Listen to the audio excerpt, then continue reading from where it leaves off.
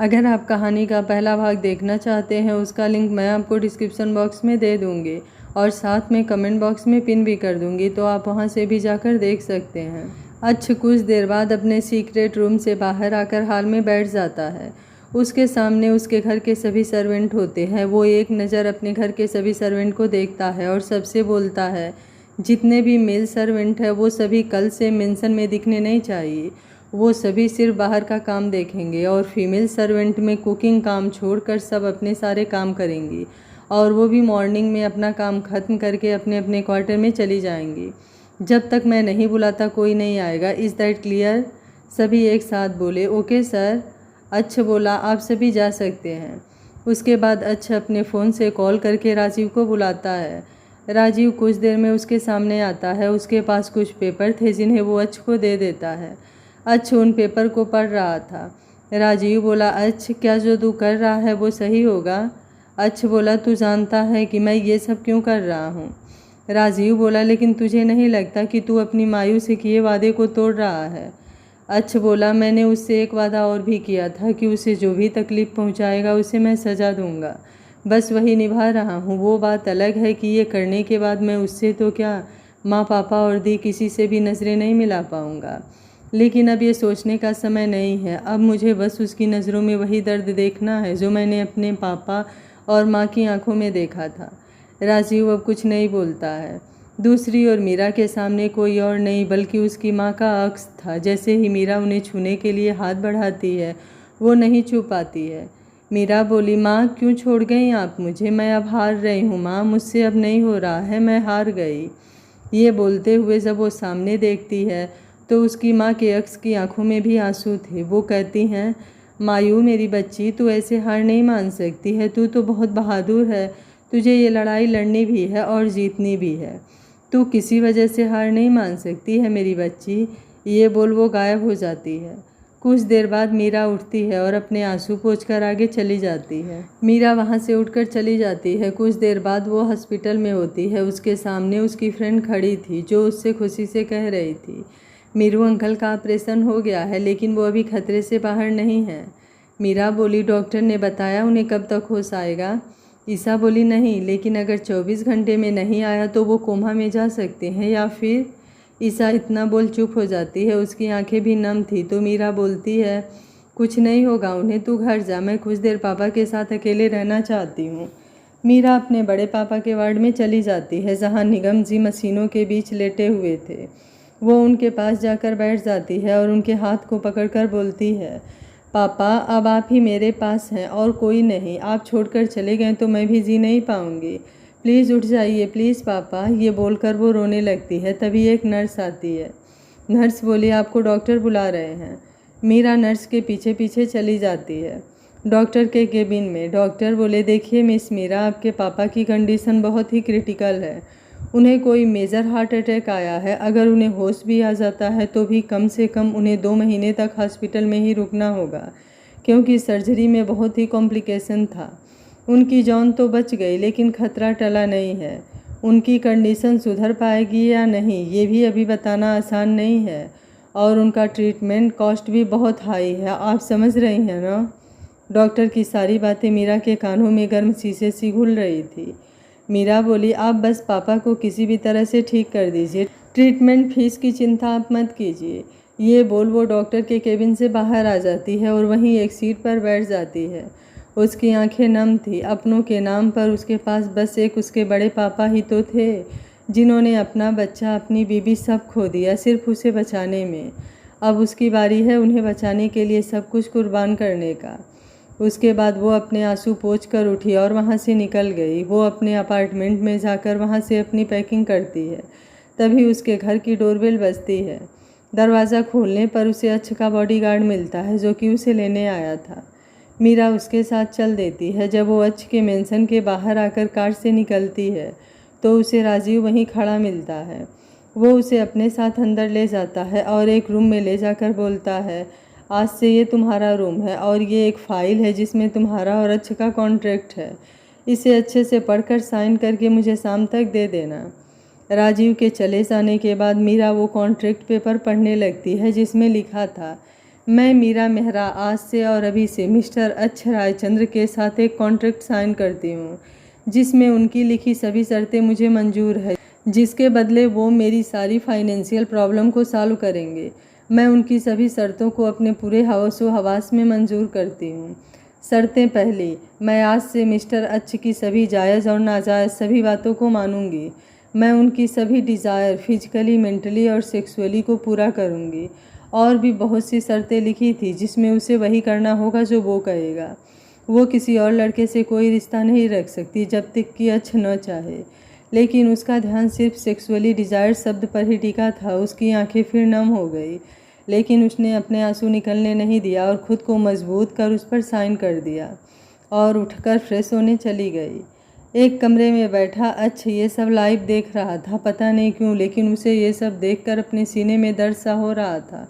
वो खुद से ही कहता है, मुझे क्यों बुरा लग रहा है। आखिर इसे और इसके उस बाप को भी पता चले जिसे ये दुनिया से छुपा रही है कि क्या होता है जब अपनों का दर्द होता है। मीरा जब फ्रेश होकर कमरे में आती है तो उसे अपने कमरे में अच्छ बैठा दिखाई देता है, जो कि सोफे पर किसी राजा की तरह बैठा था। मीरा इस समय सिर्फ एक बाथरोब में थी जो उसके थाई तक ही था। मीरा को इस समय बहुत ही असहज हो रही थी। उसे समझ नहीं आ रहा था कि अच्छ इस समय उसके कमरे में क्या कर रहा है। तभी उसे अच्छे इशारे से अपने पास बुलाता है। मीरा उसके सामने जाकर खड़ी हो जाती है। वो अपने बाथरोब को अपने हाथों से पकड़कर नीचे कर रही थी। तभी अच्छ बोलता है, खींचना बंद करो, खींचने से वो बड़ा नहीं हो जाएगा। उसके ऐसा करते ही मीरा खींचना बंद कर देती है। अच्छ मीरा को ध्यान से ऊपर से नीचे तक देख रहा था। अचानक ही वो उसे खींचकर अपनी लैब पर बैठा लेता है। वो उसके चेहरे को बहुत ही ध्यान से देख रहा था। उसकी आंखें, जो कि रोने की वजह से सूज गई थी और लाल भी हो गई थी, उसके चेहरे की मासूमियत देखकर न जाने क्यों उसे अपनी मायू की याद आ जाती है।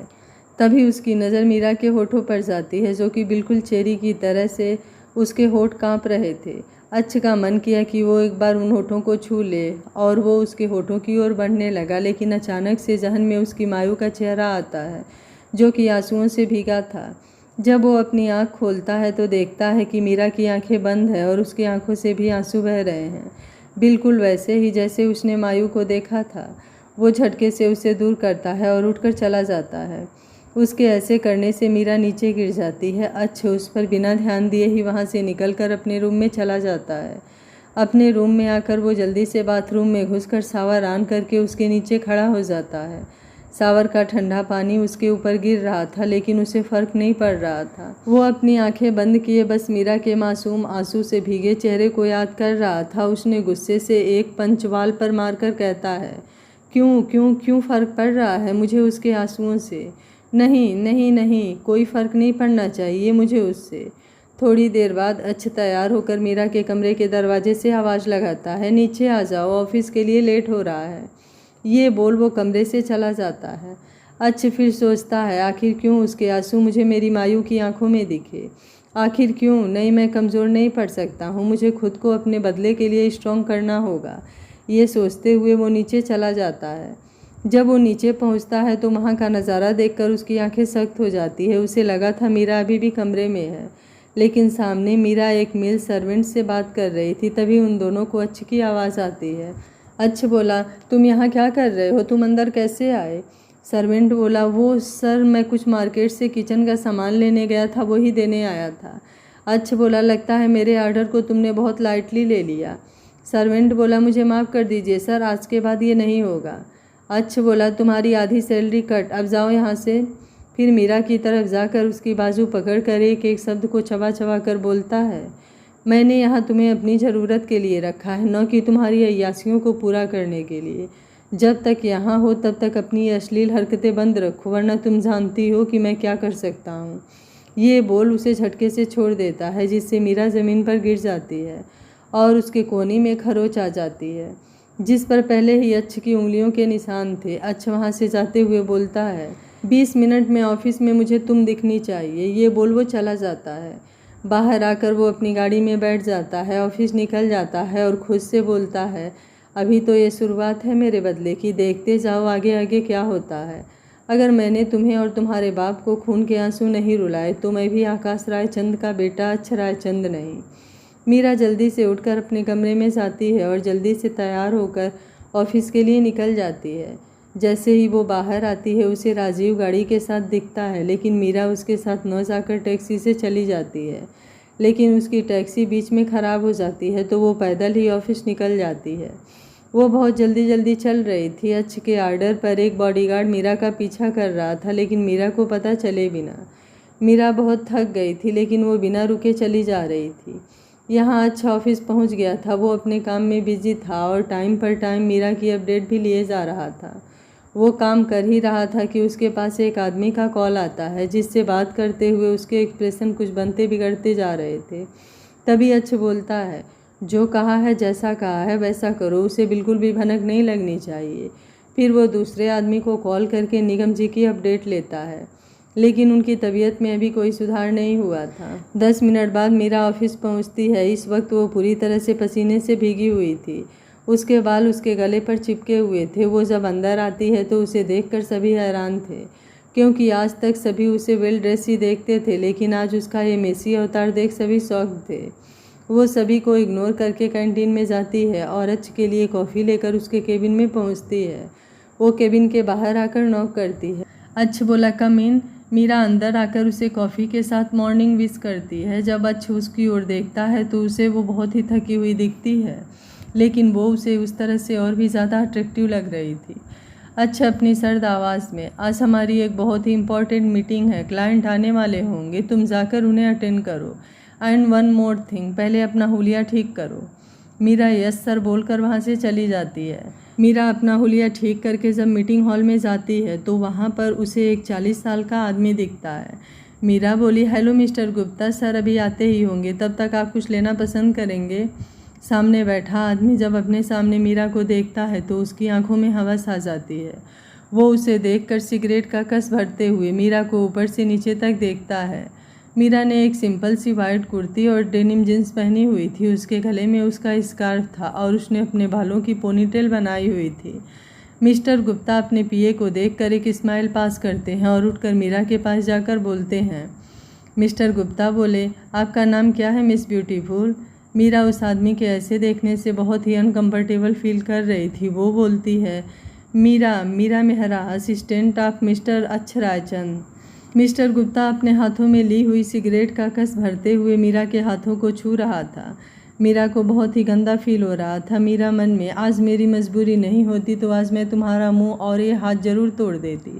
तभी मिस्टर गुप्ता के हाथ में ली हुई सिगरेट मीरा की कलाई पर लग जाती है, जो उसने जानबूझकर लगाई थी। मीरा के मुंह से एक सिसक निकल जाती है। मिस्टर गुप्ता बोले, अरे माफ़ कीजिएगा मीरा जी। ये बोल वो उसे और छूता, तभी उस रूम का दरवाज़ा खुलता है और अच्छ अंदर आता है। अच्छ को देखकर मिस्टर गुप्ता अपनी जगह पर चले जाते हैं, क्योंकि वो अच्छ को अच्छे से जानता था कि अच्छ कैसा है। अब उसे कहीं ना कहीं डर भी लग रहा था कि मीरा उसे बता न दे। अगर ऐसा हुआ तो वो इस डील के साथ साथ अपनी जान भी गंवा देगा। लेकिन मीरा को कुछ ना बोलता देखकर वो शांत हो गया। अच्छ बोला, मिस मीरा, आप सभी के लिए कॉफ़ी ले आइए। मीरा यस सर बोलकर चली जाती है। जब वो बाहर आती है तो उसकी आंखों से आंसू गिरने लगते हैं। वो अपने हाथों को देखती है जिस पर जलने का निशान था। वो फिर अपने आंसू पोंछकर कैंटीन में चली जाती है, लेकिन कोई था जिसने ये सब देख लिया था। कुछ देर बाद मीरा कॉफ़ी लेकर सभी को सर्व करती है। कॉफ़ी लेते समय भी मिस्टर गुप्ता मीरा के हाथ को बहुत ही गंदी तरीके से छूता है। इस बार अच्छ का ध्यान उस ओर चला जाता है और वो ज़ोर से बोलता है। अच्छ बोला, द डील इज़ कैंसिल। ये बोल वो चला जाता है। मीरा भी चली जाती है और मिस्टर गुप्ता को समझ ही नहीं आ रहा था कि हुआ क्या है अभी। लेकिन तभी उस कमरे में कुछ आदमी आते हैं और मिस्टर गुप्ता और उसके असिस्टेंट को बाहर फेंक देते हैं। जब अच्छ अपने केबिन में आता है तो उसे राजीव मिलता है। राजीव बोला, मुझे नहीं पता था कि तू अपने बदले में इतना अंधा हो जाएगा। अच्छ बोला, मैंने क्या किया है? राजीव बोला, सीरियसली तुझे नहीं पता है तूने क्या किया? तूने उसे इतना टॉर्चर किया कि उसका हाथ तक जला दिया। अच्छ बोला, क्या बकवास कर रहा है, मैंने ऐसा कुछ नहीं किया। लेकिन तभी मीरा केबिन में नॉक करके आती है तो दोनों उसकी ओर देखते हैं। मीरा बोली, सर ये अकाउंट की रिपोर्ट है, आपकी साइन चाहिए। तभी अच्छ का ध्यान भी मीरा की कलाई पर जाता है। अच्छ बोला, ये तुम्हारी कलाई पर क्या हुआ है? मीरा अपनी स्लीव से अपनी कलाई ढकते हुए कहती है, कुछ नहीं सर, आप साइन कर दीजिए, आज ही इसे सैलरी के लिए भेजनी है। अच्छ बोला, मैंने जो पूछा है उसका जवाब दो। मीरा को अब गुस्सा आ जाता है क्योंकि उसे लग रहा था कि अच्छ ने उसे मिस्टर गुप्ता के पास जानबूझकर भेजा था ताकि वो उसकी इंसल्ट कर सके, और अब वो खुद ही पूछ रहा है जैसे उसे कुछ पता ही नहीं हो। मीरा को सोचते देख अच्छ गुस्सा हो जाता है। तुम्हें सुनाई नहीं दे रहा है ये जला कैसे है? मीरा बोली, चोट देने वालों को ये पूछने का अधिकार नहीं होता है सामने वाले को ये चोट कहाँ और कैसे लगी है। उन्हें सिर्फ चोट देने पर ही फोकस करना चाहिए। अच्छा होगा कि आप भी उन बातों पर ध्यान दें। ये बोल वो फाइल को वहीं रखकर चली जाती है। उसके जाते ही राजीव बोलता है, सही तो कह रही है, मुझे पता चला कि तुम्हें आज उसे घर पर धक्का दिया जिससे उसे चोट लगी थी, और उसके हाथों पर तुम्हारी पकड़ के निशान भी आए थे, और तुम्हें कॉन्फ्रेंस हॉल में उसे जलाया भी। और अब ये पूछकर क्या जताना चाहते हो? अच्छा बोला, घर पर मैंने उसे ज़रूर धक्का दिया था। लेकिन ये बोलते हुए उसे कुछ खटका। उसने तुरंत कॉन्फ्रेंस हॉल में लगे सीसीटीवी में कुछ देर पहले की फुटेज ऑन की। वहाँ जो हुआ उसे देखकर उसकी मुट्ठियाँ भींच गई। वो समझ गया कि मीरा को लग रहा है उसने ये सब जानबूझकर किया है। दूसरी तरफ मीरा लंच टाइम में अच्छ का लंच ऑर्डर करके हॉस्पिटल निकल गई। हॉस्पिटल पहुंचकर उसने सबसे पहले डॉक्टर से मिलकर अपने बड़े पापा की हेल्थ के बारे में पूछा और उन्हें देखकर वापस आ गई। तभी उससे एक लड़की टकरा गई। मीरा ने देखा तो उस लड़की ने एक वाइट शर्ट और पेंसिल स्कर्ट पहनी थी जो उसके घुटनों तक थी। उस लड़की को देखकर मीरा बोलती है, सॉरी साइना, वो मैं जल्दी में थी। साइना बोली, कोई बात नहीं मीरा, तुम मेरी एक हेल्प कर दोगी प्लीज़? मीरा बोली, कैसी हेल्प? साइना बोली, वो अच्छे सर को एक फ़ाइल चाहिए, क्या तुम उन्हें दे दोगी? वो स्टोर रूम में है। मीरा बोली, ठीक है, कहकर चली जाती है। मीरा के स्टोर रूम में जाने के बाद साइना के चेहरे पर एक सातिर मुस्कान आ जाती है। मीरा के स्टोर रूम में जाने के बाद साइना भी चुपके से मीरा के पीछे जाती है और बाहर से रूम को लॉक कर देती है और एक जहरीली स्माइल के साथ वहाँ से चली जाती है। साइना जाकर अपनी एक फ्रेंड जो कि उसके साथ ही यहीं जॉब करती थी उसके पास जाकर बोलती है। साइना बोली, हे रोजी, क्या हो रहा है? रोजी बोली, तू बता, तू कहाँ थी? साइना बोली, किसी को अपने रास्ते से हटाने गई थी। रोजी बोली, मतलब? साइना बोली, अरे वही मिस मीरा को जो मेरे अच्छ को मुझसे छीनना चाहती है। रोजी बोली, अरे पूरी बात तो बता। साइना बोली, मैं अच्छ को कॉलेज से ही पसंद करती थी लेकिन वो लड़कियों से दूर रहता था। उसे पाने के लिए मैंने अपने पापा का खुद का बिजनेस छोड़कर यहाँ उसके पास रहने के लिए इस ऑफिस में जॉब की ताकि उसे पा सकूं। लेकिन ये कल की आई हुई बहन जी मुझसे मेरे अच्छ को छीनने पर लगी हुई है, यहाँ तक कि उसके घर भी रहने लगी और अच्छ इसके जाल में फंस गया। लेकिन अब नहीं, अब मैं इसे नहीं छोड़ूंगी। अब वो इस स्टोर रूम में फंसी रहेगी जहाँ न तो वो सही से सांस ले पाएगी और ना ही निकल पाएगी, और जब तक वो मिलेगी तब तक ये बोल वो एक जहरीली हंसी हंस देती है। रोजी बोली, अगर किसी को पता चल गया तो? साइना बोली, किसी को पता नहीं चलेगा क्योंकि इस समय वहाँ कोई नहीं था और जिसे पता है वो वही है। मैंने उसे कहा था वहाँ जाने को, और वो तो जब बचेगी तब ना किसी को बता पाएगी। फिर वो दोनों अपनी बातों में मसरूफ़ हो जाती हैं। दूसरी ओर मीरा को जब फाइल मिलती है तो वो बाहर आने लगती है लेकिन उससे दरवाज़ा नहीं खुलता है तो दरवाजे को बहुत खोलने की कोशिश करती है लेकिन वो नहीं खुलता है। स्टोर रूम भी जिस ओर था वहाँ कोई नहीं जाता था। थोड़ी देर में मीरा को सांस लेने में दिक्कत होने लगती है और वो अपना फ़ोन निकालती है तो देखती है कि उसमें नेटवर्क नहीं है। उसे चक्कर आ रहे थे और सुबह से कुछ भी ना खाने की वजह से कमज़ोरी भी हो रही थी। यक्ष अपने केबिन में बैठा राजीव के साथ मीरा के आने का इंतज़ार कर रहा था लेकिन वो अभी तक नहीं आया। जब काफ़ी समय हो गया तो उसने अपने एक आदमी को कॉल किया। अच्छ बोला, मीरा कहाँ है? वो वापस आई कि नहीं महेश? महेश वो आदमी था जिसे अच्छ ने मीरा के लिए लगाया था। महेश बोला, सर वो तो 2 घंटे पहले ही ऑफिस बिल्डिंग में गई थी, तब से बाहर नहीं आई है। अच्छ बोला, ये क्या बोल रहे हो? महेश बोला, सर आप चाहे तो सीसीटीवी भी चेक कर लीजिए। अच्छ फ़ोन रखकर सीसीटीवी ऑन करता है तो देखता है कि मीरा ऑफिस है और किसी से बात करके दूसरी ओर चली गई। जब उसने पीछा किया तो वो कहीं नहीं दिखी। अच्छ बोला, हमारे ऑफिस में कहाँ पर सीसीटीवी कैमरा नहीं है? राजीव बोला, बाथरूम में, तुम्हारे केबिन में और स्टोर रूम के साइड में। तभी अच्छ को कुछ ध्यान आता है और वो स्टोर रूम की ओर भागता है। राजीव भी उसके पीछे आता है। राजीव बोला, कहाँ जा रहा है? अच्छ बोला, वो ज़रूर स्टोर रूम में है और इसके पीछे कौन है मुझे पता भी चल गया है। जब वो दोनों स्टोर रूम में पहुंचते हैं तो वो रूम बाहर से बंद होता है। दरवाज़ा खोलने पर वहां का नज़ारा देखकर दोनों शॉक्ड हो जाते हैं। जब अच्छ और राजीव स्टोर रूम में जाते हैं तो सामने देखते हैं कि मीरा बेहोश पड़ी है। वो दोनों जल्दी से जाकर मीरा को उठाने की कोशिश करते हैं, लेकिन वो नहीं उठती है। तो अच्छ मीरा को अपनी बाहों में उठाकर अपने केबिन में ले जाता है और राजीव से डॉक्टर को कॉल करने को बोलता है। जब अच्छ मीरा को अपनी बाहों में उठाए ले जा रहा था तो सभी ऑफिस के लोग उसे देख रहे थे, लेकिन वो सभी को इग्नोर कर देता है। लेकिन किसी की आंखें ये देखकर जल उठती हैं और ये कोई और नहीं, साइना ही थी। कुछ समय बाद डॉक्टर आते हैं और मीरा का चेकअप करते हैं। अच्छा बोला, डॉक्टर इसे क्या हुआ है? डॉक्टर बोले, सर ये ऑक्सीजन की कमी की वजह से बेहोश हो गई थी। अगर ये कुछ देर और रहती तो शायद मर भी सकती थी। और एक बात, शायद इन्होंने काफ़ी समय से कुछ खाया भी नहीं है। अच्छा होगा कि आप इन्हें होश आने पर कुछ खिला दें। डॉक्टर ये बोलकर चले जाते हैं। राजीव बोला, क्या मीरा ने आज खाना नहीं खाया है? अच्छा बोला, मुझे नहीं पता, और तू ज़्यादा हमदर्दी मत दिखा इस लड़की से।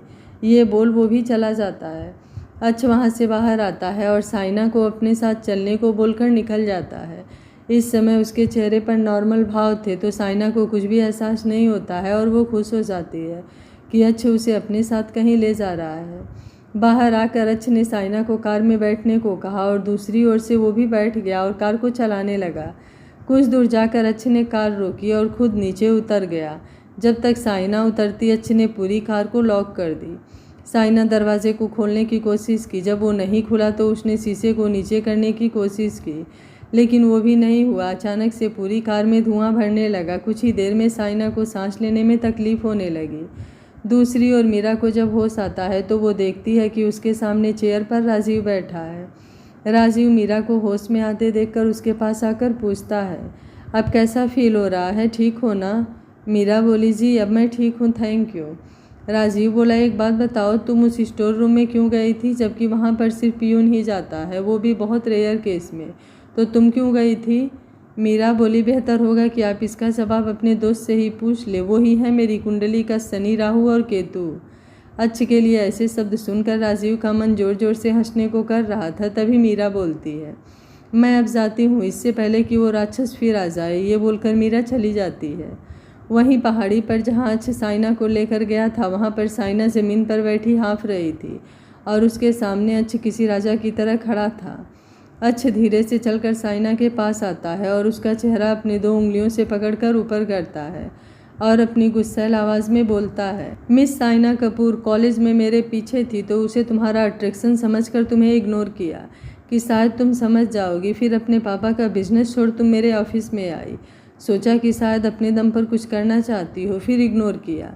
ऑफिस में तुम्हारी सभी से बदतमीजी को भी इग्नोर किया, लेकिन आज जो तुमने किया वो बहुत गलत था, जिसे मैं बर्दाश्त नहीं कर पाऊँगा। उम्मीद है तुम समझ गई होगी कि जब सांस न ले पाओ तो कैसा फील होता है। और आज के बाद मुझे मेरे ऑफिस में दिख गई तो आज तो बच गई, अगली बार नहीं बचोगी। ये बोल वो उसका चेहरा झटक कर चला जाता है। उसके जाने के बाद साइना ने गुस्से से अपना हाथ ज़मीन पर मारा। अब उसकी आंखों में नफरत और बढ़ गई थी। अब ये नफरत क्या मोड़ लाएगी। जब अच्छ घर पहुंचता है तो देखता है कि राजीव सोफे पर बैठे उसी का इंतजार कर रहा था। अच्छ को देखकर राजीव बोलता है, जब तू उसे दर्द देना ही चाहता है तो उसके साथ बुरा करने वाले को सज़ा क्यों दी? तुझे तो खुश होना चाहिए था उसे दुख में देखकर। अच्छ बोला, क्योंकि उसे दर्द तकलीफ़ सिर्फ मैं ही दे सकता हूँ, अगर कोई और बीच में आया तो उसे इसकी कीमत चुकानी पड़ेगी। ये बोल वो अपने कमरे में चला जाता है। अच्छ जब अपने रूम में जाता है तो देखता है कि उसके रूम में मीरा खड़ी है, जिसने अभी सिर्फ एक बाथरोब पहन रखा है। जब अच्छ उसे देखता है तो देखता ही रह जाता है, क्योंकि मीरा अभी अभी नहाकर आई थी। उसके बाल अभी भी गीले थे, जिससे पानी टपक कर उसके गले और चेहरे पर आ रहा था, जो उसे और भी ज़्यादा खूबसूरत बना रहे थे। उसका चेहरा पूरा गुलाबी हुआ पड़ा था, जिससे वह उस समय गुलाब की तरह लग रही थी, जिस पर ओस की बूंदें जमा हो रही थी। अच्छा तो बस मीरा की खूबसूरती में ही गुम था, और वो कब मीरा के पास पहुंच गया उसे पता ही नहीं चला। मीरा जो कि अपने बालों को सुखाने में लगी हुई थी, उसे तो पता ही नहीं था कि अच्छ उसके पीछे खड़ा है। मीरा अपने ही धुन में कुछ कुछ बोले जा रही थी, या यूं कहें कि अच्छ को कोसे जा रही थी। मीरा बोल रही है, जल्दी से चली जाती हूँ, नहीं तो अगर वो राक्षस वापस आ गया तो पता नहीं क्या करेगा। भगवान भी ना उसको साथ बनाते हुए किसी बात पर चिढ़े हुए थे, तभी तो ऐसा सड़ा हुआ पीस बना दिया, और अब खुद नहीं संभाला तो मेरे मत्थे मर दिया। फिर ऊपर की ओर देखकर शिकायत करते हुए कहती है, हे शिव जी, पहले ही कब परेशानियाँ थी जो उसे भी भेज दिया। आपसे तो मैं बाद में निपटूंगी। ये बोल वो जैसे ही पीछे मुड़ते हैं उसकी सांसें अटक जाती है। अच्छ जो उसे देखने में खोया था वो उसकी बातें सुन गुस्से से आग बबूला हो गया। उसका चेहरा गुस्से से काला हो गया था। दूसरी तरफ एक बड़े से घर के कमरे में एक लड़की सभी चीज़ों को तोड़ फोड़ रही थी। तभी एक आदमी जिसकी उम्र कोई 50 के आसपास होगी वो अंदर आकर बोलता है, ये क्या कर रही हो साइना, कहीं पागल तो नहीं हो गई हो जो ऐसे बिहेव कर रही हो। जी है, ये कोई और नहीं, साइना के पिता मिस्टर कपूर थे। साइना बोली, पापा आप नहीं जानते, आज मुझे बहुत गुस्सा आ रहा था। आज उस 2 कौड़ी की लड़की की वजह से अच्छ ने मुझे न सिर्फ इंसल्ट किया बल्कि मुझे लगभग मार ही दिया था। मैं उस बहन जी को नहीं छोड़ूंगी, मैं उसे जान से मार दूंगी। अच्छ सिर्फ मेरा है, उसे मेरे अलावा किसी और को होने का कोई भी हक नहीं है। उसे सिर्फ और सिर्फ मेरा होना होगा। जो भी मेरे बीच में आएगा उसे मैं जान से मार डालूंगी। तभी उसके चेहरे पर एक जोरदार थप्पड़ पड़ता है जो कि मिस्टर कपूर ने मारा था। मिस्टर कपूर बोले, बस बहुत हो गई मनमानी, अब जो मैं बोल रहा हूँ वो ध्यान से सुनो। इसके बाद मिस्टर कपूर जो कहते हैं उसे सुनकर साइना के चेहरे पर एक सातिर मुस्कान आ जाती है और वो अपने पापा के गले लग जाती है। साइना बोली, आप दुनिया के बेस्ट पापा हो, अब देखना आप जैसा जैसा बोलो मैं वैसा ही करूँगी। फिर दोनों सातिर तरीके से मुस्कुराते हैं। शायद उन दोनों को अंदाज़ा ही नहीं था कि वो दोनों किससे उलझने की कोशिश कर रहे हैं। इधर मीरा अच्छ को देखकर वहाँ फ्रीज हो जाती है। तभी अच्छ जल्दी से उसे उसकी कमर से पकड़कर खुद से लगा लेता है और बोलता है, नॉट बैड मिस मेरा, मुझे नहीं पता था कि तुम मेरे बेड तक आने के लिए इतनी बेसब्र हो कि मेरे सामने इस तरह से आओगी। लेकिन तुम्हें बता दूं कि तुम मेरे करीब आना तुम्हारी नहीं मेरी मर्जी होगी, तो तुम अपना ये सीड्यूस करने का प्लान अभी के लिए कैंसिल कर दो। मीरा बोली, मुझे कोई शौक़ नहीं है आपके करीब आने का और ना ही आपको सीड्यूस करने का। अच्छा बोला, तो मेरे रूम में क्या कर रही हो, वो भी इस हालत में? मीरा बोली, मेरे रूम के बाथरूम में पानी नहीं आ रहा था और ये कमरा बिल्कुल पास था तो यहाँ चली आई। सॉरी, मैं जाती हूँ यहाँ से। लेकिन वो जा पाए उसके पहले ही अच्छ ने उसके बाजू को पकड़कर उसे फिर से अपने सामने खड़ा कर दिया। अच्छा बोला, अगर आ गई हो तो जाओगी मेरी मर्जी से। ये बोल वो उसे कमर से पकड़कर खुद से लगा लेता है और एक हाथ उसके गर्दन के पीछे ले जाकर उसे फोर्सफुली किस करने लगता है।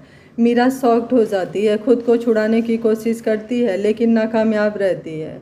लेकिन उसकी ये कोशिश अच्छ को और गुस्सा दिला देती है जिससे वो उसके होठों को बाइट भी करने लगता है। अब मीरा की सांसें भी टूटने लगी थी लेकिन अच्छ को इस समय मीरा नहीं बल्कि अपने घर वालों की लाश दिख रही थी जिससे उसकी किस और भी ज़्यादा वाइल्ड हो गई थी। तभी अचानक से उसे अपनी मायू दिखती है जो एक जगह खड़ी थी और उसकी आंखों से आंसू बहे जा रहे थे, जिससे वो होश में आता है और मीरा को झटक देता है जिससे मीरा फर्श पर गिर जाती है। वो जोर जोर से सांसें ले रही थी, उसके होठों से खून भी निकल रहा था। अच्छ ने उसे एक नज़र देखकर अपनी नज़रें फेर लेता है और बोलता है, जाओ यहाँ से, दोबारा मेरी मर्जी के खिलाफ मेरे कमरे में आने की कोशिश भी मत करना।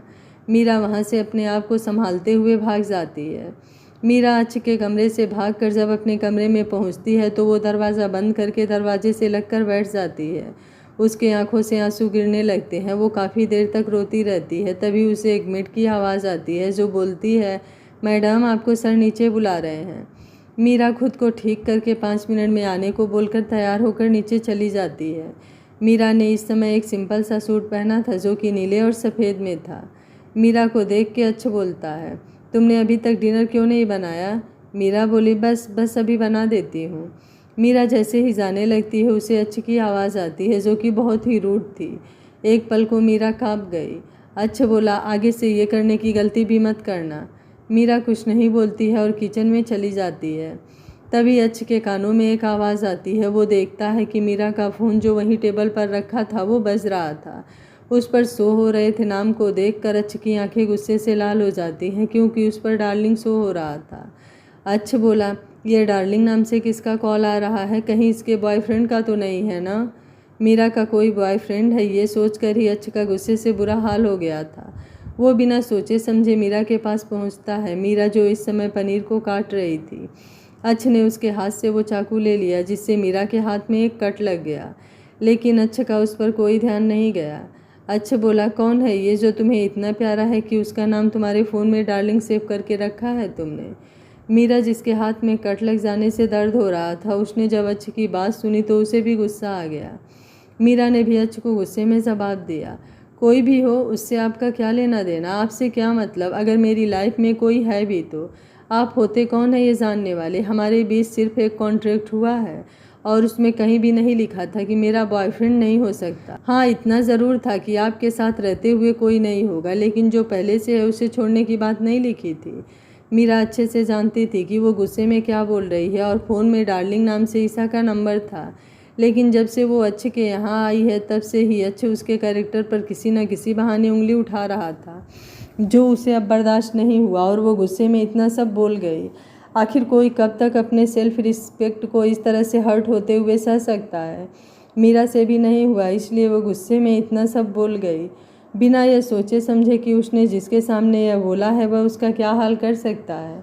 लेकिन अच्छे को उसकी बातों ने जैसे सोए हुए शैतान को जगा दिया था। वो गुस्से से मीरा के उसी हाथ को पकड़कर ज़बरदस्ती अपने साथ ले जाते हुए बोलता है, मुझसे क्या मतलब? ये तो मैं तुम्हें अभी बताता हूँ, शायद तुम भूल गई हो। उस कॉन्ट्रैक्ट के हिसाब से मैंने तुम्हें तब तक के लिए खरीद लिया है जब तक का वो कॉन्ट्रैक्ट है, लेकिन अब तुम्हें पता चलेगा कि मुझसे बदतमीजी का क्या नतीजा होता है। ये बोलकर अच्छ मीरा को बाथरूम में ले जाकर शावर टैप को तोड़ देता है और पानी से भरे बाथटब में मीरा को फेंक कर दरवाज़ा लॉक करके चला जाता है। उसके निकलने के बाद मीरा बार बार दरवाजे को नॉक करती है, लेकिन वह दरवाज़ा नहीं खोलता है और वहाँ से चला जाता है।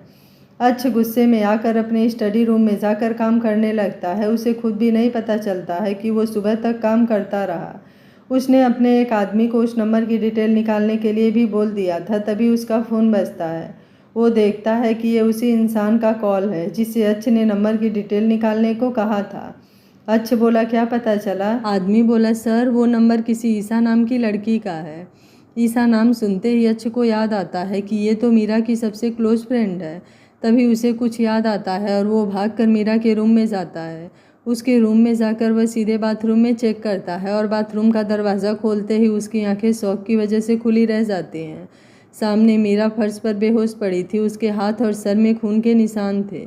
वो बेहोशी में भी कांप रही थी। अच्छ जल्दी से ले जाकर मीरा को अपनी गोद में उठाकर रूम में लाता है और उसे बेड पर लेटा देता है। अच्छ सीमा नाम की एक मेड को आवाज़ देता है। जल्दी ही वो मेड उसके सामने आकर खड़ी हो जाती है। अच्छ बोला, जल्दी से इसके कपड़े बदलो। ये बोल वो बाहर आकर राजीव को फ़ोन करके बोलता है। अच्छ बोला, जल्दी से एक लेडी डॉक्टर को मेंशन भेज दो। राजीव कुछ पूछ पाता तब तक अच्छ ने फ़ोन काट दिया। राजीव खुश से, अब क्या कर दिया इसने कि डॉक्टर की ज़रूरत पड़ गई, कहीं मीरा को कुछ तो नहीं हो गया। ये बोल वो खुद भी मेंशन के लिए निकलने लगता है, लेकिन एक ज़रूरी मीटिंग थी जो डिनर पर थी तो वो वहाँ चला जाता है। कुछ ही देर में एक लेडी डॉक्टर जिनकी उम्र कोई 40 के आसपास होगी, वो मीरा के पास उसका चेकअप कर रही थी। अच्छ वहीं कमरे में बाहर खड़ा था। उसकी नज़रें मीरा के कमरे में ही थी। तभी डॉक्टर बाहर आई, जिन्हें देखकर अच्छ ने पूछा, अब कैसी है वो? डॉक्टर ने एक नज़र अच्छ को देखा। देखिए सर, आपकी वाइफ बहुत ही वीक है, शायद उन्होंने कुछ सही से खाया नहीं है और उनके सर में और हाथ में चोट आई है। सर की चोट शायद किसी चीज़ से टकराने की वजह से लगी है, लेकिन हाथ में शायद उन्हें किसी धारदार चीज़ जैसे चाकू से लगी हो। खून भी ज़्यादा बह गया है। मैंने इंजेक्शन दे दिया है, कुछ घंटों में होश आ जाएगा, लेकिन उनका खास ध्यान रखिएगा। ये बोल वो चली जाती है। अच्छे सोचने लगता है कि कैसे उसके गुस्से की वजह से आज मीरा की जान पर बहन आई। उसे आज थोड़ा मीरा के लिए बुरा लग रहा था।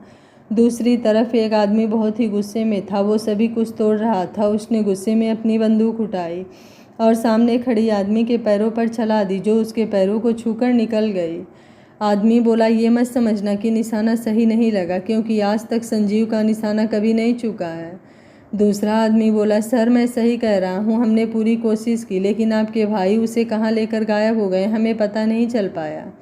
संजीव बोला, तो पता करो, इससे पहले कि वो मेरे दुश्मन के हाथों लग जाए। फिर खुद से बोलता है, अच्छा होता उस दिन उसे भी मार दिया होता, आज ये नौबत ही नहीं आती। राजीव जब घर पहुंचता है तो देखता है कि अच्छ हॉल में बैठा है। वो जल्दी से उसके पास जाकर बोलता है, अब क्या नया कांड कर दिया तूने? अच्छा बोला, कहना क्या चाहता है तू? राजीव बोला, देख तूने कहा था कि तू अपना बदला लेना चाहता है तो मैंने तेरा साथ दिया, लेकिन आज भी कह रहा हूँ कि उसमें मीरा की कोई गलती नहीं है। उसे टॉर्चर करना बंद कर दे, कहीं ऐसा ना हो कि एक दिन तुझे पछताने का भी मौका ना मिले। अच्छा बोला, देख तू ज़्यादा सोच रहा है। राजीव बोला, सच में तो ठीक है, लेकिन याद रखना जिस दिन मुझे लगा कि तू गलत है उस दिन शायद मैं भी तुझे ना मिलूं, क्योंकि शायद तब मैं खुद से आँख मिलाने के काबिल भी नहीं रहूँगा। ये बोल राजीव वहाँ से चला जाता है। मेड बोली, सर मैडम को होश आ गया है। अच्छा बोला, उसे कुछ खिलाकर दवाई दे देना और रेस्ट करने को बोल देना। ये बोल वो चला जाता है। इधर अच्छ फिर से उसी कमरे में होता है जहाँ उसके सभी अपनों की तस्वीर थी। वो अपनी मायू की तस्वीर के सामने खड़ा होता है। उसके तस्वीर पर हाथ रखकर अपनी आंखें बंद कर लेता है। उसके जहन में कुछ यादें आती हैं। एक 4 साल की लड़की जो एक गुड़िया लेकर आती है और एक लड़के के पास जाकर बोलती है, अक्कू तुम यहाँ क्या कर रहे हो? अक्कू बोला, मायू मैं ना यहाँ पर ट्री प्लांटिंग कर रहा हूँ, तुम इस समय यहाँ मत आओ, नहीं तो तुम्हें भी मिट्टी लग जाएगी और फिर तुम्हें नहाना पड़ेगा और इस समय नहाने से तुम्हें जुकाम हो जाएगा, इसलिए यहाँ मत आओ। ये बोल वो लड़का पास के टैप को खोलकर अपना हाथ और कपड़े साफ करके उस लड़की के पास जाकर बोलता है, अब बताओ क्या हुआ? मायू बोली, अक्कू मुझे ना अपने डॉली की शादी करनी है, लेकिन इसके लिए अच्छा सा लड़का चाहिए और मुझे कोई नहीं मिल रहा है। क्या तुम करोगे मेरी डॉली से शादी? प्लीज़ मना मत करना, मैं तुम्हें अपनी अच्छी वाली चॉकलेट दूंगी। अक्कू बोला, लेकिन मायू अगर मैंने तुम्हारी डॉली से शादी की तो बहुत गड़बड़ हो जाएगी। मायू बोली, कैसी गड़बड़? अक्कू बोला, क्योंकि अगर मैंने तुम्हारी डॉली से शादी कर ली तो तुमसे कैसे करूँगा, और मैं तो तुमसे शादी करूँगा ना। मायू बोली, ओह हाँ तुम ठीक कह रहे हो, लेकिन मेरी डोली के लिए दूल्हा कहाँ मिलेगा? अक्कू बोला, रुको मैं बताता हूँ। ये बोल वो बैठकर पास की गीली मिट्टी में से कुछ बनाने लगता है। 20 मिनट के बाद वो एक मेल डॉल बना देता है। अक्कू बोला, ये देखो तुम्हारी डॉली के लिए दूल्हा। ये बोल वो जैसे ही पलटता है तो देखता है कि मायू गार्डन के पाइप को लेकर खेल रही थी। खेलते हुए उसके कपड़े पानी से पूरी तरह भीग गए हैं। अक्कू मायू के पास जाकर पाइप को दूर करके बोलता है, मायू ये क्या किया तुमने? तुम तो पूरी तरह भीग गई हो, अब जुकाम हो जाएगा। मायू बोली, कुछ नहीं होगा, लेकिन फिर भी शाम तक मायू की हालत ख़राब हो गई थी। मायू बोली, अक्कू तुम नाराज़ नहीं हो ना प्लीज़। ये बोल वो नींद की आगोश में चली जाती है। अच्छा अपने अतीत की उन मीठी यादों से बाहर आकर मायू की तस्वीर को देखकर बोलता है, आज जब उसे उस हालत में देखा तो तुम्हारा एहसास क्यों हुआ मायू? मुझे तुम्हारे एहसास का कतरा भी किसी और में बर्दाश्त नहीं है, लेकिन जब भी मैं उसे रोते हुए देखता हूँ तो मुझे तुम्हारी याद आ जाती है। ऐसा क्यों है मायू? आज जब उसे उस हालत में देखा तो तुम्हारा एहसास क्यों हुआ मायू? मुझे तुम्हारे एहसास का एक कतरा भी किसी और में बर्दाश्त नहीं है, लेकिन जब भी मैं उसे रोते हुए देखता हूँ तो मुझे तुम्हारी याद आ जाती है। ऐसा क्यों है मायू? थोड़ी देर बाद अच्छा वहाँ से निकलकर अपने कमरे की बालकनी में जाकर खड़ा हो जाता है। उसे बहुत बेचैनी महसूस हो रही थी। उसने आसपास कुछ ढूंढा। उसे एक ड्रॉ में सिगरेट मिली जिसे जलाकर वो लंबे लंबे कश लेने लगता है। वैसे अच्छी स्मोकिंग नहीं करना चाहता है, लेकिन जब वो बहुत टेंशन में होता है तब थोड़ा सा स्मोक करता है। कुछ देर बाद अच्छ ने वो सिगरेट जिसकी मुश्किल से 2 या 3 कसी लिए थे उसे वो अपने पैरों से मसल कर बुझा दिया, फिर सोने चला गया। अगले दिन अच्छ और राजीव ब्रेकफास्ट कर रहे थे, तभी राजीव कहता है, अच्छा ये मीरा को क्या हुआ, अभी तक नहीं आई? ये सुनकर अच्छा एक लेडी सर्वेंट को बोलता है कि वो पता करे कि मीरा अब तक आई क्यों नहीं। उसके आर्डर पर वो मेड मीरा के कमरे में चली जाती है। जब वो मेड कमरे में गई तो मीरा को देखकर हैरान हो गई। कुछ देर बाद वो मेड आती है और बोलती है, सर। वो मेड थोड़ा घबराई हुई थी। अच्छा बोला, क्या हुआ, तुम घबरा क्यों रही हो और मीरा कहाँ है? मेड बोली, सर वो मैडम को बहुत तेज़ बुखार है, उनका पूरा शरीर तप रहा है। ये सुनकर अच्छे के हाथ रुक जाते हैं और वो राजीव से कहता है, राजीव तुम जाकर आज की सारी मीटिंग देख लेना। फिर मेड से बोलता है, तुम उसके लिए हॉट सूप बना दो। ये बोल वो मीरा के कमरे में चला जाता है। वह जाकर देखता है तो मीरा सो रही थी, लेकिन उसका शरीर कांप रहा था। अब जल्दी से जाकर मीरा के हाथों को पकड़कर मीरा का फीवर चेक करता है तो उसे भी मीरा का शरीर बहुत ही गर्म तपता हुआ महसूस होता है। वो जल्दी से डॉक्टर को कॉल करके बोलता है, अच्छा बोला डॉक्टर, इसे बहुत तेज़ बुखार है, इसका शरीर भी काँप रहा है, आप बताइए ऐसा क्यों हो रहा है? डॉक्टर बोले, देखिए सर ये नॉर्मली है, आप उनके मेडिसिन में से एक दवा दे दीजिए, मैं उसका नाम मैं आपको बता देती हूँ, और ज़्यादा हो सके तो उन्हें ठंडी पानी की पट्टियाँ कर दीजिएगा। डॉक्टर को फ़ोन काटने के बाद अच्छ मीरा को उठाने लगता है। अब तक मेड भी सूप बनाकर एक बाउल में ठंडा पानी और कपड़ा रखकर जा चुकी थी। अच्छ के बार बार उठाने पर भी जब मीरा नहीं उठती है तो अच्छ समझ जाता है कि वो बेहोश है। अब उसे समझ नहीं आ रहा था कि वो मीरा को दवा कैसे दे। तभी उसे याद आता है कि मायू जब इसी तरह से बेहोश हो गई थी तो उसे उसकी माँ ने कैसे माउथ टू माउथ मेडिसिन और सूप दिया था। वो भी मीरा पर उसी मेथड को यूज करने वाला था, लेकिन आज उसका मन ये करने को नागवार था। ऐसा नहीं था कि वो मीरा के करीब नहीं गया था, उसने मीरा को किस भी किया था, लेकिन आज हालात अलग थे। लेकिन करना तो था ही, तो उसने डिसाइड किया वो वैसा ही करेगा। वो मीरा को बेड के क्राउन से लगाकर पिलो की मदद से उसके सर को थोड़ा ऊंचा करता है। फिर अपने मुंह में चिकन सूप लेकर अपने होठों को मीरा के होठों पर रख देता है। वो अपने होठों से मीरा के मुंह को खोलकर उसके मुंह में अपने मुंह का चिकन सूप डाल देता है। ऐसे ही करके वो मीरा को सूप पिला देता है, फिर दवा भी। इसके बाद वो मीरा के सर पर ठंडे पानी की पट्टियाँ रखता है। करीब 1 घंटे बाद उसका फीवर कम हो जाता है। मीरा अभी भी गहरी नींद में थी। जब मीरा का फीवर कम हो गया तब कहीं जाकर अच्छ ने राहत की सांस ली। वह वहीं उसके पास रखी हुई चेयर पर बैठ गया। देखते ही देखते उसकी आंखें नींद से बोझिल हो गईं और वो वहीं थक कर पास की चेयर पर सो गया था। एक घर में चारों ओर आग लगी थी। वहीं एक लड़की एक लड़के को उठाने की कोशिश कर रही थी, लेकिन वो लड़का बेहोश था। वह लड़का बार बार उस लड़के को उठाते हुए कह रही थी, उठ जाओ ना, देखो ना चारों तरफ आग लगी है, हम जल जाएंगे, उठो ना, बाहर चलो, जल्दी से उठ जाओ, प्लीज उठ जाओ ना। यह सब कहते हुए उस लड़की की आंखों से झरझर आंसू बहे जा रहे थे। तभी उस जलते घर में कुछ लोग आए हैं। उनकी यूनिफॉर्म से वह लोग फायर ब्रिगेड के लग रहे थे। वह सभी जल्दी से वहां आए और उस लड़की को और लड़के को बाहर लेकर आए। तब तक वो लड़की भी बेहोश हो गई थी। जब उसे होश आता है तो उसके कानों में एक आवाज़ आती है जिसमें एक आदमी कह रहा था, वो सभी लोग मर गए, कोई नहीं बचा, लेकिन ये बात हमारी बच्ची को पता नहीं चलनी चाहिए। तभी वो लड़की जोर जोर से चिल्लाते हुए रोने लगती है। क्या हुआ उसे, कहाँ गया वो प्लीज़, मुझे भी उसके पास जाना है, बड़े पापा प्लीज़।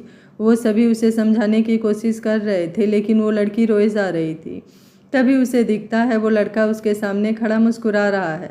अचानक से वो गायब हो गया और लड़की जोर से चिल्लाती है, अक्कू। इसी के साथ मीरा को भी होश आ जाता है। उसका पूरा बदन पसीने से भीगा था। तभी उसे अपने हाथों पर किसी का हाथ महसूस होता है। वो देखती है कि अच्छ जो चेयर पर सो रहा था उसका हाथ मीरा के हाथ पर था। मीरा अच्छ को अपने पास ऐसे बैठे सोते देखकर हैरान थी। उसे समझ ही नहीं आ रहा था कि वो यहाँ इस तरह से क्यों सो रहा है। तभी उसका ध्यान पास के टेबल पर रखी सामान पर जाता है और वो सब देखकर मीरा हैरान रह जाती है। उसे कुछ समझ ही नहीं आ रहा था। एक तरफ तो अच्छे उससे इतना बुरा बिहेव करता है, हमेशा उसे हर्ट करने, उसकी इंसल्ट करने का मौका ढूंढता रहता है, और आज उसने उसकी इतनी केयर की थी। उसे अच्छे समझ ही नहीं आता था। मीरा अच्छ को देख रही थी कि अच्छ की नींद टूट जाती है। वो मीरा को देखकर पूछता है, अब कैसा फील कर रही हो तुम? मीरा बोली, बेटर, और थैंक यू मेरी केयर करने के लिए। अच्छ बोला, अच्छा रायचंद अपनी सभी चीज़ों को संभालना जानता है और तुम भी मेरी एक चीज़ ही हो, तो मुझे यह सब करना पड़ा। इसलिए अपने छोटे से दिमाग पर ज़्यादा जोर डालकर कुछ ज़्यादा मत समझ लेना। समझ में आई बात? यह सब अच्छ बहुत ही एटीट्यूड से बोल रहा था, जैसे वह मीरा पर अपना हक जमा कर उस पर एहसान दिखा रहा हो। ये बोल वो चला जाता है। उसके जाने के बाद मीरा खुद से कहती है, मैं भी क्या क्या सोचने लगी थी। जो इंसान मुझे एक चीज़ की तरह दाम लगाकर खरीद सकता है, वो मेरी केयर क्यों करेगा? ये बोल वो अपनी आंखों की नमी को पोंछ कर फ्रेश होने चली जाती है। आज का दिन ऐसे ही बीत जाता है। सुबह के बाद अच्छ ने दोबारा मीरा को नहीं देखा था। वह पूरे दिन अपने स्टडी रूम में अपना काम ही करता रहा, लेकिन वह कैमरे से उसकी पल पल की खबर भी ले रहा था। 2 दिन बाद अच्छा आज ऑफिस की एक मीटिंग में था। ये मीटिंग उसके लिए बहुत ही इम्पोर्टेंट थी, लेकिन वो इस समय बहुत टेंशन में था, क्योंकि इस प्रेजेंटेशन की जो प्रेजेंटेशन फाइल थी वो पूरी तरह से गायब थी।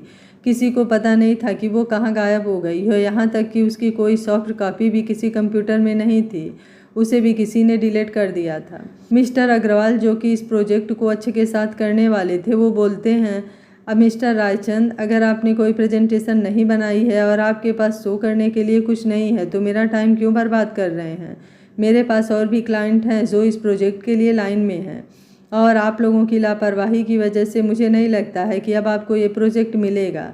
वो इसके आगे कुछ बोलते, तभी उन सबके कानों में एक आवाज़ आती है, बिना प्रेजेंटेशन को देखे समझे और उस पर डिस्कस किए बिना आप नहीं जा सकते हैं। ये आवाज़ किसी और की नहीं बल्कि मीरा की थी, जिसने आज नेवी ब्लू कुर्ती पर ब्लैक जींस पहनी थी, जिस पर उसने हाई पोनी की हुई थी। वो चलकर अंदर आती है और अपने हाथों में मार्कर लेकर व्हाइट बोर्ड पर प्रेजेंटेशन देने लगती है। करीब 20 मिनट में ही उसने सारा प्रोजेक्ट समझा दिया था। खास करके वो तो अभी भी मीरा के हिलते होठ और उसके समझाने की स्टाइल से इम्प्रेस हो गया था। वह मन ही मन मीरा पर बहुत ही खुश हुए जा रहा था, क्योंकि मीरा ने आज उसके बहुत बड़े लाश से बचा लिया था उसे। लॉस को तो वो एक बार के लिए साइड भी रख लेता है, लेकिन इस प्रोजेक्ट के हाथ से निकलने के जो उसकी इंसल्ट होती वह उसके रेपुटेशन के लिए और उसकी कंपनी के रेपुटेशन के लिए बहुत ही ज़्यादा ख़राब होती। लेकिन मीरा ने वह सब होने से बचा लिया। मिस्टर अग्रवाल बोले, मिस मीरा यही नाम है ना आपका? सो आपका प्रेजेंटेशन तो बहुत ही इम्प्रेसिव है, लेकिन आपको नहीं लगता है कि प्रेजेंटेशन आपका हार्ड कॉपी और सॉफ्ट में भी होता है, तो इसे मैं क्या समझूं? मीरा बोली, मिस्टर अग्रवाल आप सिर्फ ये बताइए कि आपको ये डील मंजूर है या नहीं। बाकी जो आप हार्ड कॉपी या सॉफ्ट कॉपी की बात करें वह भी आपके पास 1 से 1.5 घंटे में आ जाएगी। So what is your decision? Mister Agarwal बोले, मैं ये प्रोजेक्ट आपकी ये डील क्यों एक्सेप्ट करूं? मुझे इसका कोई सॉलिड रीज़न भी बता दीजिए। मीरा थोड़ा झुक कर बोली, क्योंकि ये डील सिर्फ एक डील नहीं है, ये जैकपॉट है आपके लिए और मुझे नहीं लगता है कि आप ये अपॉर्चुनिटी खोना चाहेंगे। सारी इंडिया जानती है मिस्टर रायचंद के साथ काम करना कोई आम बात नहीं होती है। उनकी जो मार्केट में रेपुटेशन है उसे ही देखकर सब इस प्रोजेक्ट पर अपने पैसे लगाने के लिए मान जाएंगे।